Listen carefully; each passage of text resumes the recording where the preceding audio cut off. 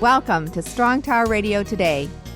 The views and opinions expressed on this show do not necessarily reflect the views of Strong Tower Radio, West Central Michigan Media Ministries, or its employees.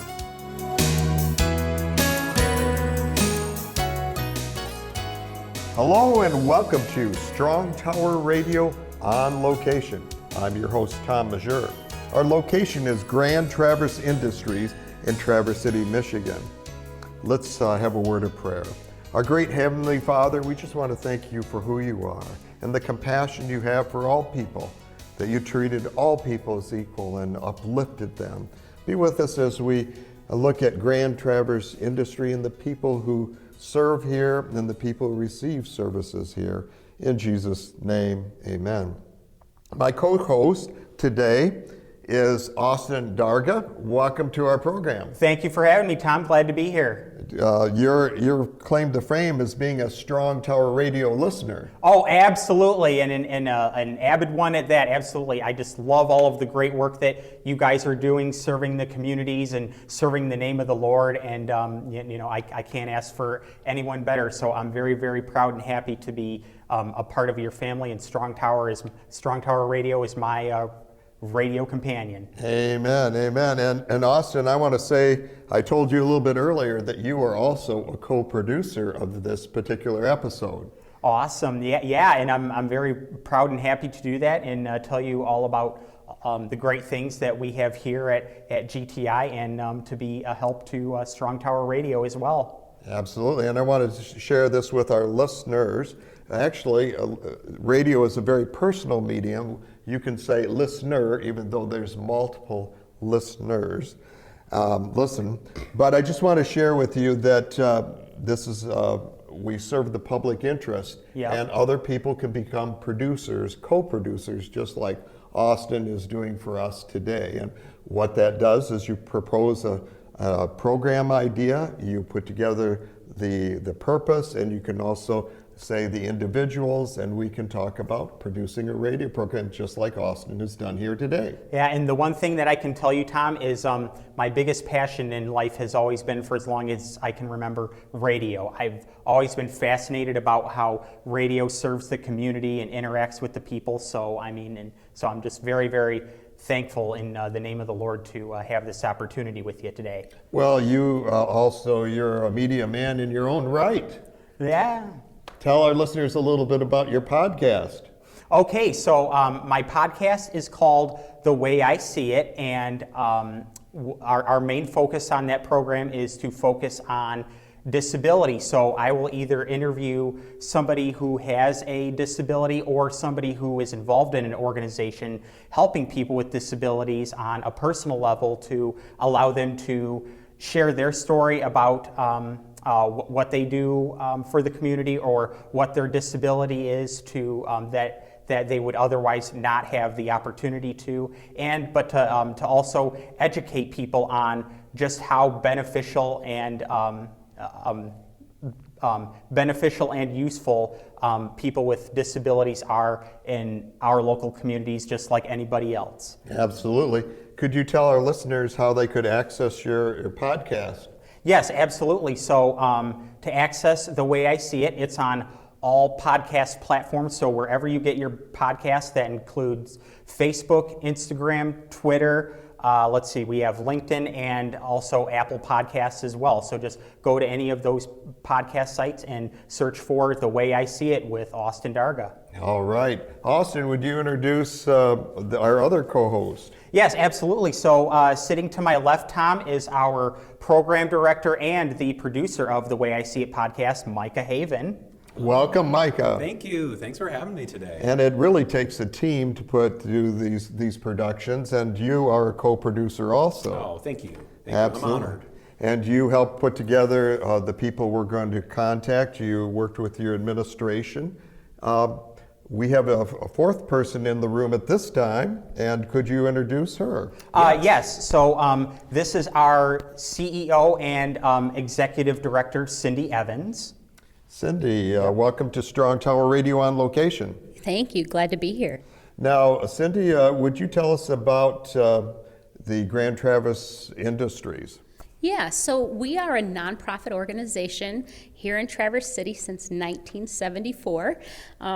We provide services and programs for adults with intellectual and developmental disabilities, and that's a lot kind of rolled into that, but part of what we do is create paychecks and smiles for individuals. Paychecks and smiles, but you also provide services of value to employers in the community. Absolutely. We are a piece of the fabric here in Traverse City, and believe that, we make a difference. And we'll probably talk to other people along the way, but you help business owners fill and profit and nonprofit to fill needs that sometimes they can fill no other way. Yeah, so one of the pieces of what we do is creating employment opportunities, and with that it falls in a couple different categories, because we have manufacturing that we do here ourselves, that we create work and work with partners all over Traverse City to do packaging and assembly type work, but we also work in the community at different businesses providing employee labor. So we take crews out that go out and do work for our community as well. Would you mind telling us, your organization is 50 years old, that means that you have stability and you have a purpose and the community recognizes that. We have a great community that is very supportive of us and what we do. Our business partners, we have longtime business partners, but they believe in the mission and the people, and are just supportive of the mission work that we have. How did the organization start? Every organization has a story. So, to go back to the very beginning, it really started with parents. It was a grassroots effort They were motivated. They were. This was around the time that the state hospitals were being closed. And there was a very large state hospital here in Traverse City. Yes, absolutely. Very large population. And so when that institution was being closed, there was this big push to put everybody out into community settings. And so we were one of those settings that kind of was created from that need, and parents wanted a place where individuals, where their children could go and be themselves and earn a paycheck and do meaningful activities and be in a place that's community with their peers. I understand that you have a story yourself. You were going to come here for a period of time, and it was going to be a stepping stone to someplace else. Yeah, how I ended up in this work, I didn't know anything about a disability. I just didn't know anybody. It wasn't a part of my thought process, or it was kind of God directed, but I needed to get elective credit to finish my bachelor's degree, and which was in graphic design and advertising, and I had a whole plan. I was going to be going to Chicago. I was going to do an internship. A social worker. I wasn't. This was not even close to anything I had in my thoughts. But God has other plans. He really does, and I just needed an elective credit, and somebody had said, "Hey, go to GTI, they'll hire you for internship." I came in and had no clue what I was walking into, and I was, an intern that started at the very bottom, and the second week on the job, they had given me the paychecks for everybody to go hand out, and their concept was, well, this is how you'll learn everybody's face with a name, and you'll hand out the paychecks. And as I began to hand out the paychecks, and I could see just how excited people were to get that money, what it really meant to them. It was more than what was even in the envelope. It was just the opportunity to be able to do it and to show. I mean, they would rip their envelopes open as fast as they could to show me. They were so proud of what they were making. And literally, there would be some who would cry. They would jump. And it just it captured my heart. And I just never left. Just never left. So that's the short story of how I ended up here. So, are there other organizations like Grand Traverse Industries around our state? We have the Strong Tower Radio covers 2/3 or more of the state of Michigan. What would our listeners find in their area that they could connect with? There are organizations throughout the state. We're usually called community rehabilitation organizations, or CROs. Currently, that term will change all the time, and everybody's got a different name. But for the most part, yeah, there are many organizations through our state that do this work in one form or another, and in different. The interesting thing around our services and our organizations is they're built around community.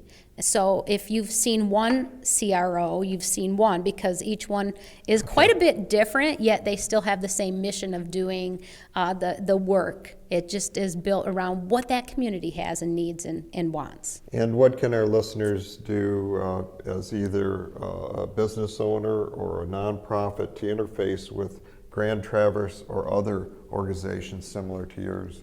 There are many ways to get connected. We are always looking for new business partners that that have needs and are looking for a way to also make a difference in their community. We're not just a manufacturer, but we're a manufacturer that makes a difference in people's lives, right? So if that's an interest in yours, that it's not just business, but it's also going to make a difference, then you should connect with us. But we also are always looking for volunteers. We're always looking for ways to participate with our community. We're always looking for events to be a part of.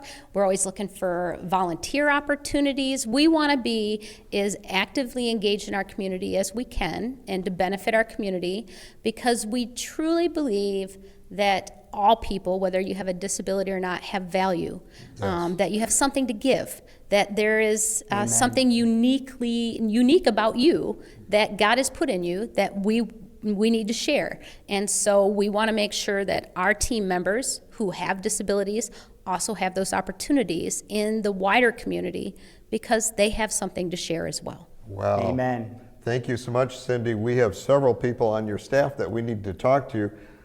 Micah, who are we going to talk to next? We're going to talk to Kelsey Matthews. Okay. She is one of our caregivers in our day program. Before we do that, though, I'd love to hand things off to Austin here real quick.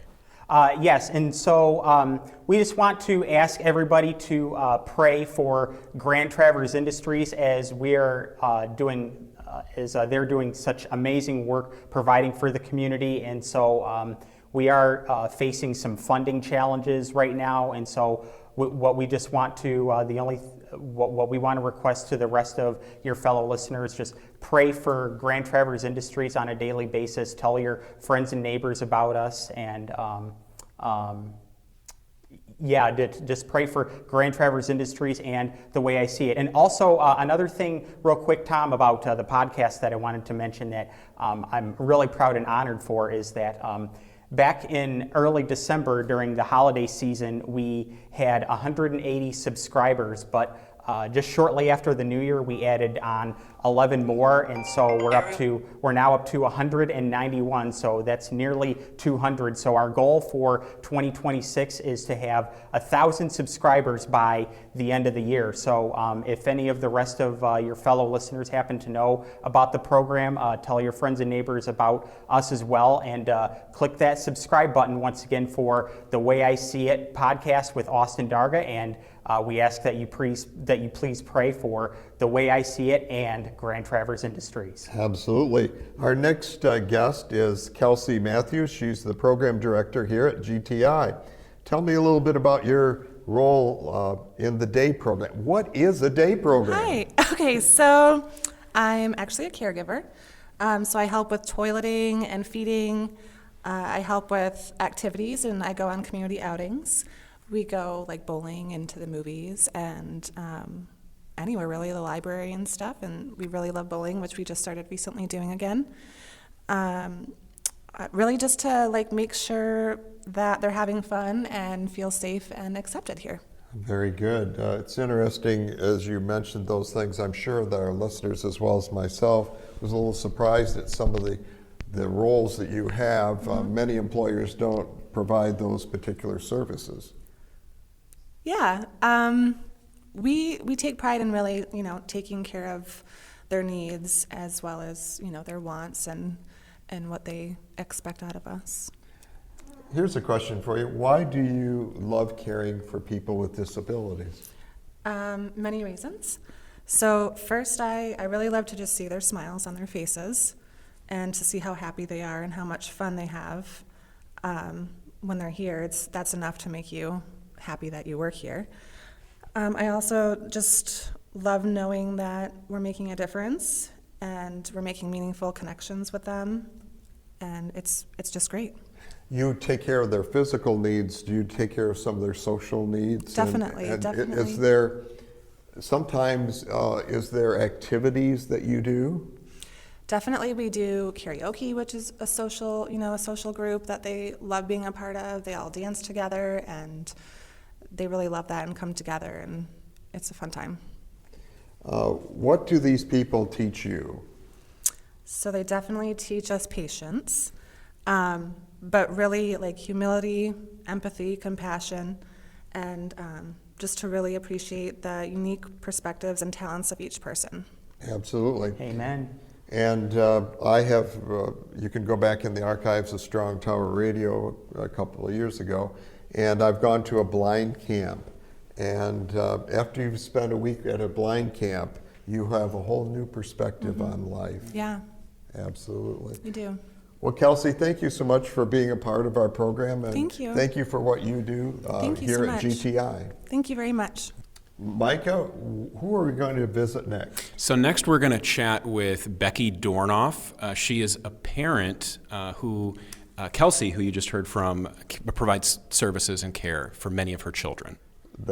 You said many, not just one. Yeah, she has many. She must be a very special person. She's a legend in our community, yeah. This is the one and only Becky Dornoff. She is, as Austin said, a legend in this community and certainly here at GTI. So, Becky, thanks for being on the show. Well, no problem. I'm always willing to work with Austin and then be able to talk about what great things they have in GTI and how they support our community with people with special needs of all levels.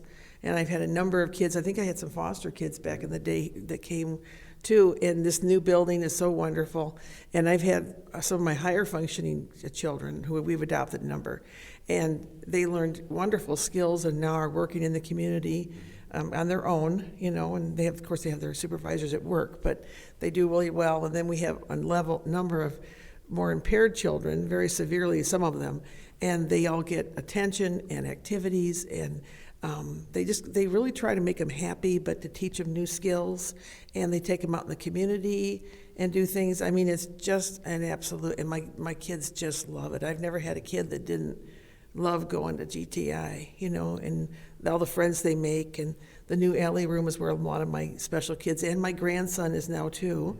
My daughter adopted a special needs boy, and he's there too. So that's generational. Generational, yes. So it's really nice, and it's so supportive, and it makes them happy. It teaches them lots of skills and how to get along with other people, which is a little harder for some like our Molly than others, but they're working on it, It's interesting. It takes the village, as it's been said, and the parents can do a certain amount. Special needs parents have additional responsibilities, short term and long term. And it's interesting how people, just speaking in family situations, that sometimes members of the family work differently with people outside the family, and sometimes they can get them to do things that the family can't get them to do, just speaking from experience. Now, this isn't your first rodeo, Becky, and we have an experienced interviewer here with Austin. What is one of your famous questions for asking Becky, Austin? You know, how does she do it? I mean, she does such amazing work and impressive work, just like Grand Traverse Industries does with serving the community and helping those who are in need and just need that love and care and support that they so deserve, just like the rest of us. Now, have you interviewed her for your podcast, The Way I See It? We were not on the podcast, but I also do just social media interviews on our GTI Facebook page, and I got to sit down with her one day for about 5 minutes or so, talking to her about her experiences on what it's like to adopt children with special needs, and telling her story about how her and her husband first got started. And I'm pretty sure she could be able to explain in great detail all about that. I don't want to necessarily steal her thunder or take the words out of her mouth, but I think you would find it quite interesting. She definitely has just an awesome background. Before we go back to Becky and follow up on Austin's question, please tell us, you said GTI has a website or a Facebook page? Yes, so if you want to learn more about GTI, you can just go to grandtraverseindustries.com or just go to Facebook and search Grand Traverse Industries. Very good, and there'll be resources there. Like most good Facebook, I've been to the website, haven't been to the Facebook yet, but I'm sure multiple activities that gives a nice, well-rounded feel of pictures and people. Oh, trust me, there's a number of different pictures on there. I mean, of all the social activities that we do and all the work that we do for the community. You'll get to see fellow team members doing that, and once you see that, I think that you'll absolutely be amazed on what these great individuals are doing for to serve our community and beyond. You know, we even reaching beyond their goals of expectations and learning new skills and gaining confidence. It's just, yeah, I just can't speak enough about how great it is. Okay, let's go to Becky. Becky, we gathered that you have more than one child here at GTI, or maybe even generations of children who you've sponsored through GTI. Tell us a little bit on these numbers. We're radio, we've got to be concrete, we have to explain everything. Well, we have 20 adopted handicapped children. 20. Not Not concurrently. No, they're not all at Oh, home good. now. No. You must you're like Mother Hubbard with a very big house. Yes, yeah, the very big shoe, yes. Yes. And then I think I had some we did foster care first when my husband and I got married. So, and we weren't able to have children of our own, and we really liked working and living and caring for the special needs of all kinds, and races. And so we had started adopting, and the foster boys all left for different reasons. And some of them are still around in the area, but I don't think they come here anymore, but probably because of their age. But anyway, it was really nice. And it's a lot of work. It's never boring. Sometimes it's downright crazy, but GTI, it's once they get past school, because Michigan has Is it 26? till 26, and that's very unusual in our country. Is that longer than usual? Oh, yes, and it starts earlier, too. They start working with infants as soon as they're identified they have special needs in Michigan. They will come to the family and work with the family to work with their children.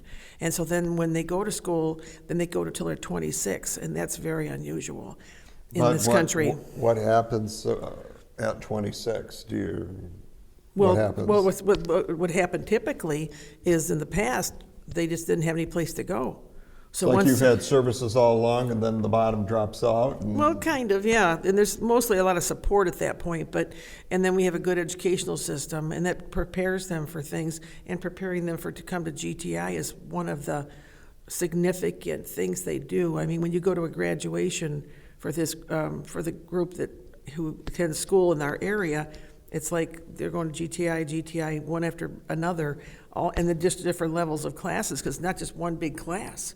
They have all levels of work activities and functions and community outings, and, so it's very varied, and they can meet the needs. I mean, most of our kids who we still have at home now are pretty severely impaired, and they just love to come, and they go out into the community and do things and go to the library, and they just do all kinds of activities, and they just love it. They have just all kinds of things they try to get the kids involved in.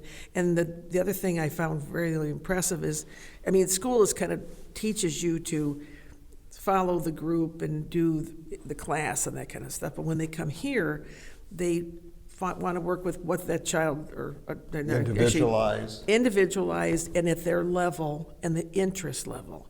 So some of the kids, if they want to just play with paper clips or whatever, or listen to music, they can do that. They're guided to do other activities, but they get a lot of time to do things that they enjoy, and they'll work on continuing, like toilet training and things like that, which sometimes is lifelong for this population. But it's just, they just teach them so much, and they enjoy so many things. So As a parent of needs children, plural, what is a profile of a parent that voluntarily adopts, fosters children you've served? Well, like, why do people do it? Well, what would be a characteristic, or who would be a good candidate for being a parent of an adopted special needs child? Well, most people person. that adopt special needs, not all, but many of them have their own biological adopted, or they've done foster care and ended up, maybe not on purpose, but having special needs in their lives. And sometimes it's more work, but I feel like the rewards are so much better, because when our kids show how they love us and this stuff, they don't worry about a lot of that kind of embarrassing when you're 30 and you're still hugging your mama, and stuff like that. It's just something that, and I think, like, my husband and I, we met working with the handicap that when back in the 70s, when the judge ordered all the institutions to, at least the big one down there, to empty and to have these people out in the community. And it made their lives so much better and fuller, and they got to experience so much things in life and go on the bus and go to schools and things that in many states they probably still don't even get to do that.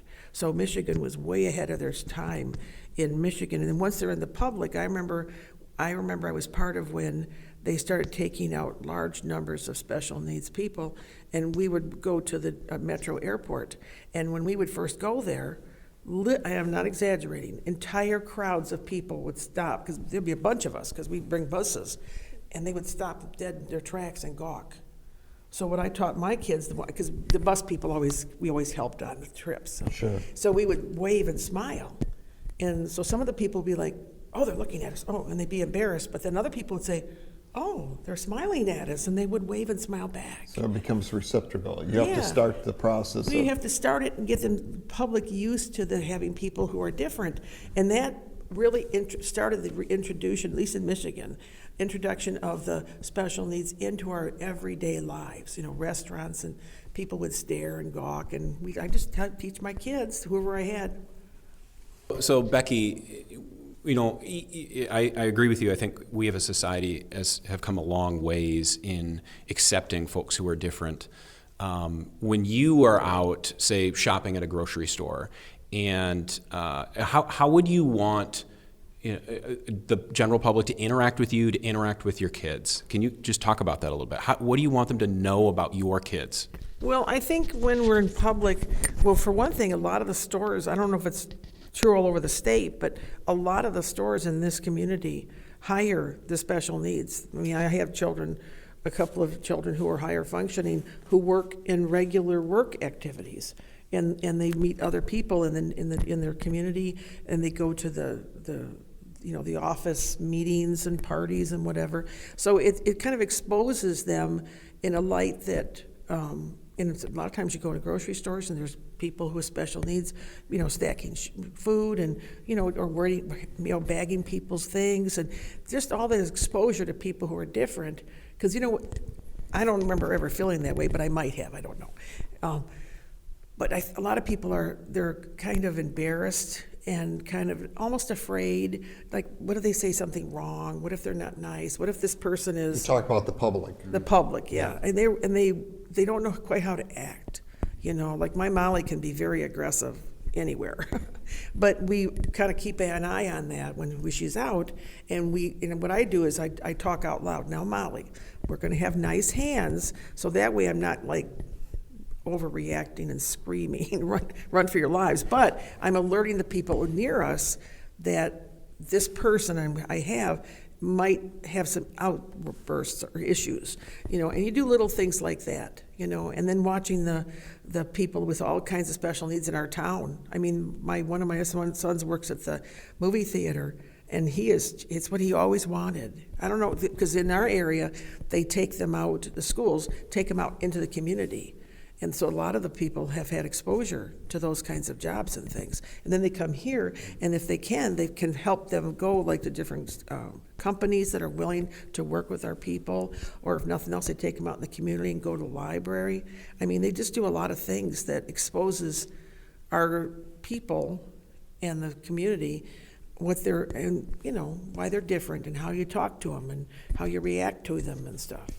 You know, I'm going to throw this to Austin and also to Micah. When I'm here at GTI, I'm hearing a different vocabulary. There are some words, what is special needs? There are some different terms. Can you think of some terminology that the general public may not be familiar with, but within the services of GTI and similar organizations? This is how you address issues. Yeah, I think, you know, there's nothing wrong with the term special needs. There's nothing wrong with the term disability. And one thing I really love about Austin is oftentimes on his podcast, he'll use the term differently abled. Don't you, Austin? Yep, exactly. Yep. And why do you use that term? Well, because a lot of people, when they see somebody with a disability or someone who's different than them, then they'll automatically put a label on them and be like, oh, well, okay, this person's blind. They can't get around good by themselves. They need all this extra help. Or, oh, this person's in a wheelchair. You know, they don't really amount much to anything. Well, our main goal here at GTI and also on the Way I See It podcast, as I also like to say, is to shine a light at the end of the tunnel to let the public know that they're just people with disabilities, or somebody who is different than you are is just as valuable as you are, but they just might need to do things differently. Because actually a guest that I had on my podcast back in the summer, he's a local captain up here, he said, which is one of the greatest quotes, the only thing that's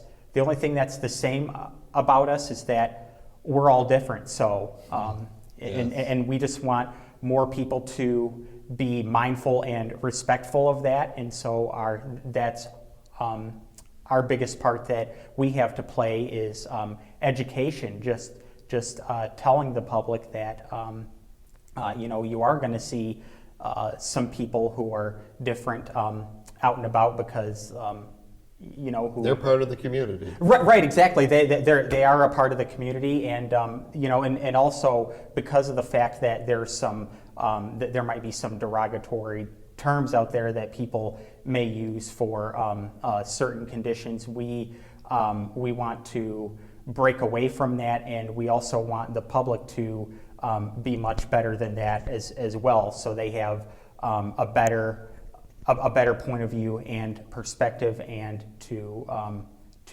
just have more awareness of those around them. When we understand, we can have more compassion. Right, exactly. Yes. Yes, and the more we can understand, the better. Absolutely. Now, do we have any more questions for Becky? And I really appreciate you, Becky. Thank you for the service that you do. I know that it is personally rewarding. That's what maintains it, but you're doing a tremendous service for many children, 20 children over your lifetime. Well, we do it because we love it, and it's not easy, But, raising your normal children, pardon the expression, isn't easy either. You have to do the best you can to be educated, to be helpful, to know what resources are there in your community for your child. And so we just really like it. My husband was a special education teacher, and I was the bus driver, so. Well, it makes me think of the Peace Corps saying they had at one time, the toughest job you'll ever love. Oh, that's cool. All right, the next person I would love to have kind of speak here is our operations director, Dana Ryan. Becky referenced some of the businesses that GTI works with, and Dana's really the one who's behind all those partnerships. So I'd love to get a chance to chat with her. Come in, Dana. We're glad to, the changing of the guard here. Dana, tell us a little bit, what is your role here, and how did you get involved in GTI? Well, I have known about GTI for many, many, many years. I've been working in the disability-related field in this community for quite a while in different capacities. In fact, Austin and I first got to know each other when he was in early elementary school here in Traverse City, and I was... He's 30 years old now, so I assume he was 8, 10. Don't age me. Yeah, okay, I'm sorry. I was trying to say something impressive about Exactly. No, but I'm very, very proud to have really honestly started my career with Austin and others in a different capacity. You have the long view. I do. I mean, maybe not necessarily of just GTI, because I've only officially been in my role now just under 3 years, but certainly have been affiliated with many of the services and things that GTI touches for a long time. And so I was proud to come on board, and coincidentally, around that time was the same time Austin was getting reacquainted with GTI, and here we are again. It's like the old saying, the band's back together, right, Austin? Amen, yes, yeah. Well, tell me about, we're in this building. I was impressed as we're up in the Traverse City area. As I drove by, this is a huge building. It is, and honestly, when I interviewed here, I had no idea it was this big in terms of like on the inside, and the level of services that are provided out of this building is very impressive, as well as the facility in Mansalona. I had no idea the depth of employment development and the amount of community business partners that GTI works with, and all of the things that we do here. I say that GTI really is a community center. It really is. We do so many things, and the whole vibe here is all about personal development, empowerment, support, choice, and I hope more people start to learn that about GTI, because if I was that connected in the disability-related field and I didn't really know that, I don't know how many people recognize that, and we're working hard to get that message out, and GTI always has been doing that, but it really is a special place, and the staff here are incredible. I'd like to say that, certainly staff are part of an organization for a paycheck, right? But I say that the staff that are here are really in it for what we would call a heart job, not necessarily any other reason. Although the paychecks are nice. Yeah, right. Tell us about, I'm always try to give people an idea of spatially how big a facility is, how many employees, how many customers. As a director of operations, I'm really counting on you to help us our listeners comprehend what we have here. Well, we talked about the property. We have a large building. This organization used to be in multiple spaces, but has since consolidated right before COVID, I believe.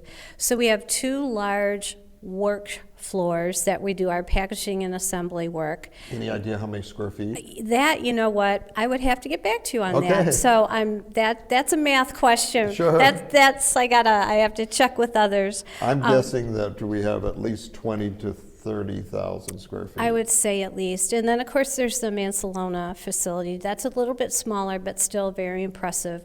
We have a large, if we're talking Traverse City again, we have a large community room, 2 large lunch rooms, classroom spaces, multiple activity rooms, a workout room. And then our outside space is very nice. We just recently put in an outdoor, all-accessible recreation park that includes a memorial garden, water fountains, and we're not done. We're adding on to both spaces, Traverse City and Mansalona.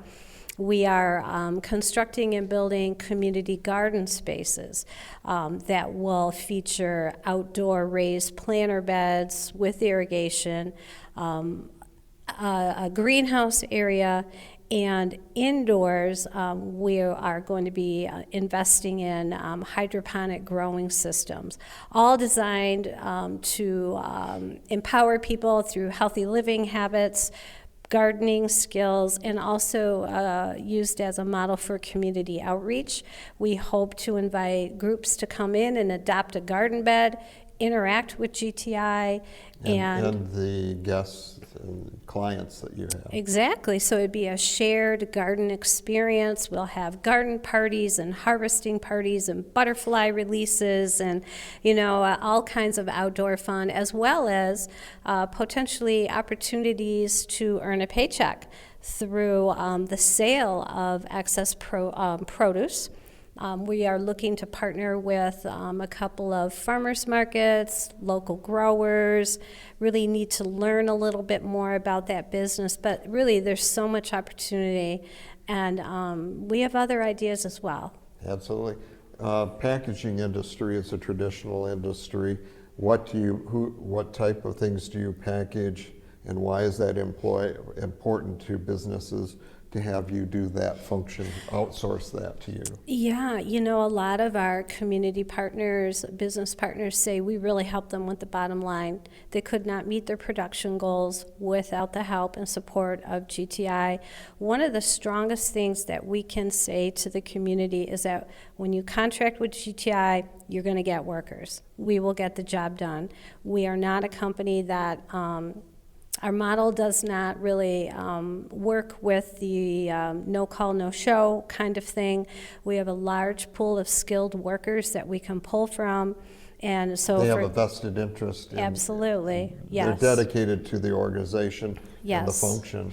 Yeah, and our staff and our job coaches, and earning a paycheck has great value to everybody. It does as well here at GTI, and we take it very seriously. We take our work ethic very seriously, hard work, high expectations, as well as, just as important as all of that, we provide the support to our workers in a variety of different ways so they can work to the best of their ability.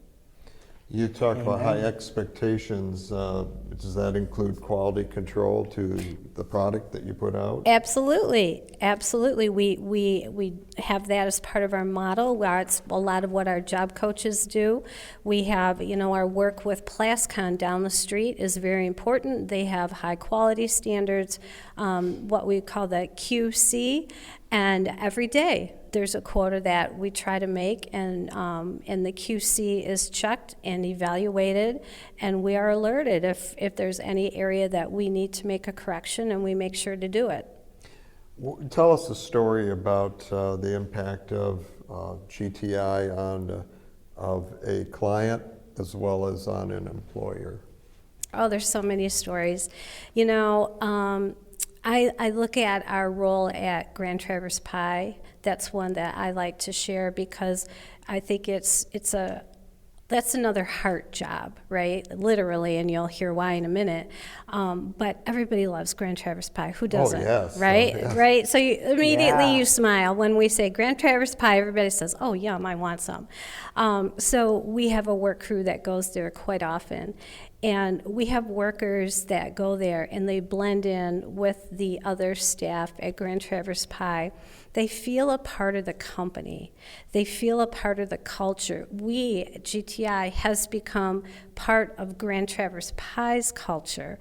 Our work ethic, our ability to show up even through difficult times and bad weather and different things.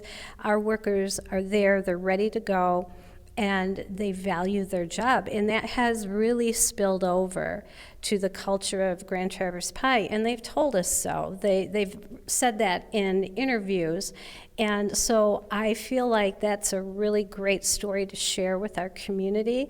And one of the jobs that we do there that I think really visually and literally ties us together is, you know, the little hearts on top of the pies? Yes. Well, who do you think is the staff that stamps out, like cookie cutters, a lot of those hearts? I know that because I've been to your website. Yeah. But GTI. GTI. And I mean, doesn't that just finish that story perfectly? Absolutely. They put the heart on the pie. Yeah, literally. And What's very also interesting, I gathered by looking at your website, is you can be scalable, that there's seasonal work in some of these industries and so on and so forth. And how do you keep a workforce on hold or during the highs and the lows? And GTI can help you level that load for you and fill in those you know, gaps. I credit that to Mike Moore, our Director of Industrial Operations. He is the person for a very long time that has coordinated that and really has a good feel for the seasonal work and what's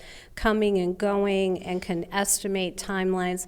And our staff also is really good with that. Mike Moore and our staff work together really well to coordinate that. And sometimes, right, we do have a lull in work, but there are other things that we do here as well, including all of our really great social programs that, hey, why not take a little break? Because I'm sure that Mike Moore has a load of work around the corner. Absolutely. Well, Micah and Austin, let's take a break. Thank you so much, Dana, for sharing another aspect in the employment aspect on production of GTI. Thank you. Austin, we're back, and will you introduce our next guest? Yes, and so our next guest is Whitney Kranz. She is one of our program managers on the work floor here at GTI, and she'll explain to us all about what goes on a daily basis on the work floor and the different jobs that our team members do. And so welcome, Whitney. Well, thank you. Whitney, you have a lot of questions to answer. You're loaded up. Tell us all about it. You know, just give me the first question and I am ready. So, Austin, question number one. All right, so Whitney, explain to us what a program manager does here at GTI. Well, there's a lot that goes into that. There's, you know, kind of out in the open scenes and then a lot of stuff behind the scenes as well. We, you know, clearly the most obvious things as far as job coaching and helping with the quality control of work. We also work in activity aspects of things. So you have fun too? Oh yeah, we have a good time too. And usually work is a really good time as well. Yeah. Work is usually a good time too. We are here to support our guys in every aspect of what it would take to be a part of community. And that includes the socialization part of it, the fun part, and really to us as staff and our clients here, work is fun too. More of the behind the scenes things, you know, we come up with goals with our clients to help them achieve something new each year. Every year we sit down and have a meeting, we go through a series of questions and decide what are we gonna work on. We'll do goals for your work out in the community, for socializing and activity, or, you know, experience volunteer work in the community, and they work really hard towards these goals throughout the year, and we help them. We track it for them and help them stay on track for it. So We all got to have accountability and goals. yes. So can you explain to us real quickly how our team members contribute to the jobs here at GTI on our work floors? So like what kind of jobs do they do, and how does that evolve? There are a lot of different jobs that we do here on the work floor, and usually a lot of them are broken down into different steps. And we thoroughly enjoy that because depending on anybody's ability, there's a portion of that job that they can do. For an example of something that we've done recently is our work from down the road, the tar guards. We package them into bags. They're manufactured in a machine in the backside of one of our work floors. We'll break it down to where one person is weighing them out so that there's 100 in a certain container. And then another person is taking the stickers and placing them on the bags that they go on. Okay. And then the next step is to take those weighed out containers of tar guards and put them into the bags. So that's just one example of how we will break it down, and because not everybody likes every part of every job, but everyone can find something that they love to do out of each job. Very good, very good. Well, Micah, we've got to save a little bit of time for touring this facility. Do you have any questions for Whitney? Yeah, Whitney, you are someone who loves our guys so much, and it's obvious by the way you interact with them that you really enjoy your job. Can you share maybe why you enjoy your job? Like, what is it about folks with disabilities that keeps you coming into work every day, excited to work? Just talk a little bit about working with our guys. I think just their individuality, their senses of humor, their light steps through life. They are inspiring with the way that they handle what the world throws at them and just move on through it as Amen. and we're here to support that. I think that. It's another way of looking at through somebody else's eyes. Absolutely. And we all crave an independence. We see it from all humans, regardless of their ability, as our children when they're super small. They I do it myself, Yes. And with our guys, a lot of them are not capable of living lives where they're very independent. They live in group homes, they have guardians, they do things where they are not in charge. They get to come here and be in charge of something to gain that independence. And then they work independently, they earn their paycheck, and then they go and spend their paycheck. And I think that sense of independence and seeing the joy in when they accomplish that from start to finish. And it really makes you feel good to be a part of that process and helping them gain that independence. And let me just reflect on that real quickly. I was reading something on Facebook, and this father was saying that their child had some disability, and he was at home just doing video games all day and whatever. And there's a guy in the neighborhood that the homeowners association kind of wanted to throw out, but the kids would go over there and he would give them purpose and meaning to life, and they had more functionality, and he went to bat and says, we need this guy in our neighborhood, and we need your clients in our neighborhood. Yes. Thank you, Whitney. Thank you. Micah, what are we going to see in the last few minutes of our program? Yeah, so I want to take, Austin and I would love to take you for a tour, love to show you our warehouses, show you some of our day program rooms, and kind of be able to brush shoulders a little bit with some of our folks. Okay, let's go. Now, Micah, we moved out here into the warehouse area. I see racks that are up to the ceiling, like 30, 40 feet high on one side. I see machines with long things. I see kind of classroom and workstations in another room. We're right in the doorway. What are we seeing here? Yeah. So these are our two large work floors. In the older work floor you see here on the left, we have with the high ceiling, ceilings, and the pallets. Correct. Yep. So this is racks. mostly devoted to our bag liner operation. Okay. We have a contract with the state of Michigan. That's our biggest customer. That we produce trash can liners for the whole state. So Okay. prisons and government buildings and DNRs and things like that. We are the ones who make those bags. Okay. This is where it begins. Yes. Yep. So we just got another 3-year contract with the state. Michigan's really great in that they specifically set aside the work for individuals with disabilities. So only organizations like GTI who employ folks with disabilities can even bid on that work. So really grateful to live in such a wonderful state. So we see rolls of plastic. They're cut to certain lengths. There are certain widths already. Yep. But they're cut to certain lengths. What is this room? That's on the big warehouse type floor. what's this other room with tables and chairs? Yep, this is our smaller work floor, and this is where a lot of our packaging and assembly takes place. So you'll see boxes that come in over there. They come in flat. Our folks will fold them up into their box shape. That's one step. Another step is going to be putting in a liner inside of it. Okay. This station over here is similar work. So we're doing small packaging and assembly. So it may be, putting 2 products in a bag, sealing the bag, and then putting a couple of labels on the bag. Simple type work like that, but it's great work for our guys. Well, when we buy something that needs assembly, you see all those nuts and bolts and whatever. Somebody had to put those together. Yes, and a lot of those folks are ours, and it's a beautiful way to earn a paycheck. Very good. So, Nice to meet you. so Paul, we're going to be doing a little recording here, so you've got to be a little bit quiet, okay? All right, so, and over here, we are in our day program. So we have several classrooms, as you'll see, kind of off to the right. And in there, it's Looks kind of like a school. It does. It's very comparable to a school. So similar classroom settings, they'll kind of have their home base where they'll spend time doing activities and stuff for the day.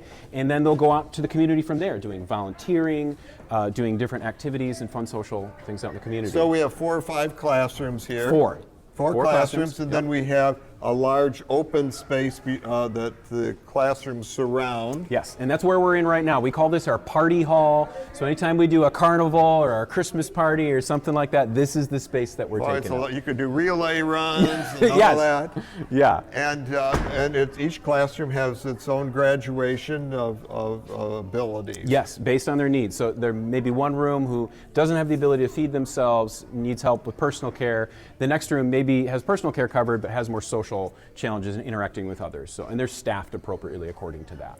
So we're coming to the end of the program. I have Austin Draga here with me, and I have Micah Havens. What final words do you have summarizing our visit today? I'm going to let Micah go first, and Austin, you get the final word. Yeah, I would just say, God has made everybody beautiful in their own way, regardless of... This is making it real. Yeah, regardless of whatever sort of disability you have. And I tell you, we have a Savior who serves and takes it really personally how we care for the least of these. He said, you do this for them, you do this for me. So if he's willing to identify that strongly with somebody who's different, I want to be the same way. I was thinking about saying the same thing, and you took it right out of my mouth. Austin, you have the last minute to close out. Absolutely. Well, I'm totally on board with Micah with this. GTI is all about community, and we're all about people of all abilities and serving them and educating the public. So at the end of the day, I once again want to ask everybody to pray for GTI, as well as praying for The Way I See It podcast with Austin Darga. Find us both GTI and The Way I See It on your social media feeds. Just go to any podcast site or our website or our Facebook page to learn more information, and click that subscribe button. And once again, we're looking for 1,000 subscribers for the Way I See It by the end of the year, and we want more and more people to learn about organizations like GTI and Community Mental Health and any other one in your area. Just go online and Google it and find any. If you know somebody or have a family friend or a loved one who's looking for services, I would highly encourage you to search for that in your local community area. Very good. For Strong Tower Radio, I'm Tom Majeur on location at Grand Traverse Industry. God bless. Amen. Until next time. Bye now. Bye. All right. All right, we did it.